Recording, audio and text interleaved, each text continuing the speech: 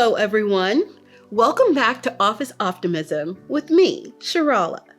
In today's episode, we're diving deep into the Great Detachment, a workplace and life phenomenon that's becoming more and more common in our fast-changing world. Today, I will share stories, research, and practical strategies for staying engaged even when uncertainty feels overwhelming. Whether you're working from home, navigating new technology, or simply just trying to keep up with life's challenges, this episode is for you. Have you ever felt like you're just going through the motions at work or in life? Like you're present, but you're really not present? You're not alone. Experts call this growing phenomenon the Great Detachment, and it's impacting millions of people today. Here is the good news. You can build resilience and reconnect with your work, your purpose, and even yourself. And today, we are unpacking just exactly how. So what is the Great Detachment?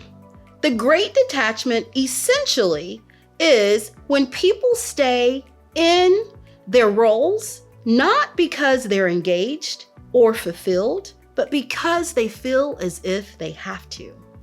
They're physically present, but not emotionally or mentally there. Recent studies from Gallup show that nearly 65% of employees globally feel disengaged in their jobs today. That's millions of people that are simply just going through the motions. And it is not just limited to the workplace. This detachment can seep into our personal lives, relationships, and overall well-being. Recently, I spoke with a colleague who we will refer to as Tiffany. She's a marketing manager. She explained to me that she loved her team, but she felt disconnected from her work.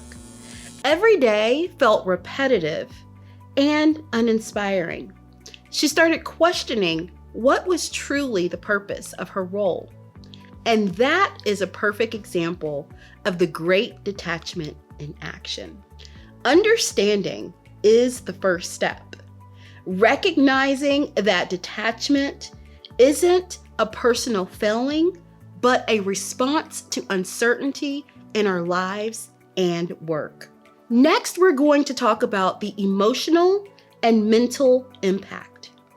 So the emotional and mental impact of detachment can cause stress, anxiety, and burnout. It doesn't stay at work, and it often spills into our personal life, straining relationships and decreasing overall life satisfaction. Another colleague that we'll call John the financial analyst realized that he was snapping at his family every evening. And it wasn't them. It was the disengagement and the stress that he carried from work.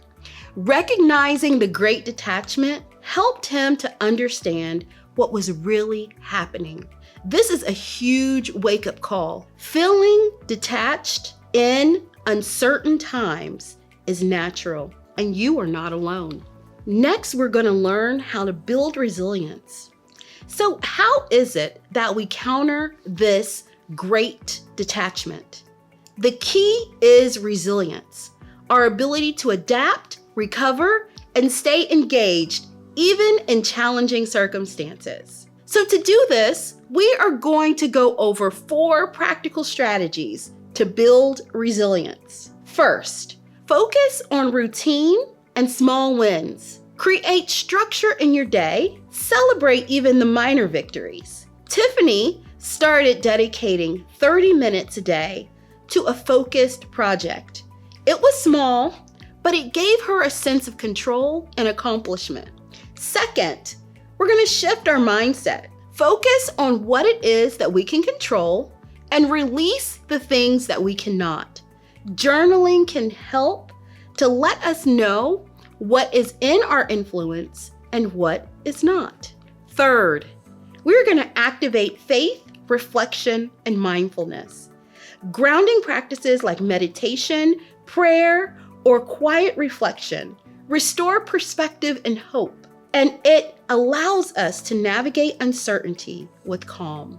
And fourth, we are going to identify support systems like mentors, colleagues, friends, or family who can provide guidance and accountability. They can also provide encouragement. John started weekly calls with a mentor, and it completely shifted his perspective.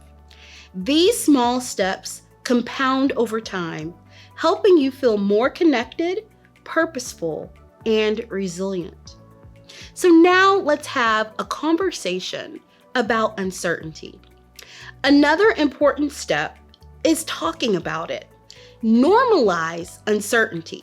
Many people feel fear, doubt, or disengagement, and that's okay. Discussing these feelings at work or with friends and family helps us process them and regain a sense of control. Reflect for a moment. Where in your life or at work do you feel detached? Who is it that you can talk to about it? Just having an opportunity to name it can be the first step towards reconnection. Now we're at the joyful point. Before we wrap up, I want to leave you with today's joyful point. It is a simple journaling practice that I call detach and reconnect. Here's how it works. First, you're going to write down the areas of life or work where you feel detached, like you're going through the motions. Next, you're going to ask yourself why. What uncertainty or challenge might be fueling that feeling? Then you're going to divide your page in two columns. One side is you're going to write down what you can control, and the other what you cannot. Just seeing it written down brings so much clarity. And finally, you're going to commit to one small action that you can do to reconnect.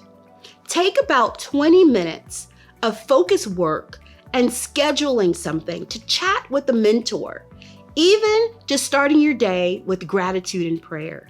And speaking of gratitude, always close your writing with one thing that you are grateful for today.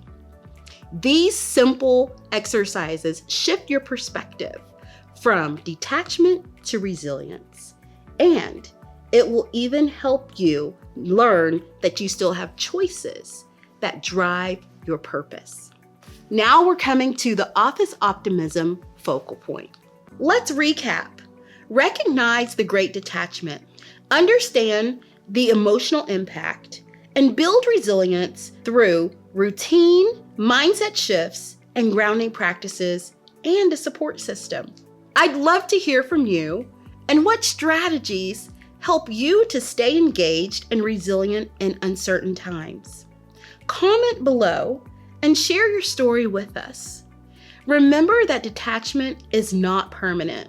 With awareness and action, you can reconnect to your purpose, to your work, and to your life. So in closing, I just want to say thank you for tuning in. And if you found this episode helpful, don't forget to like, subscribe, and share with someone who could use a boost today. Stay resilient, stay present, and always keep shining. Bye-bye.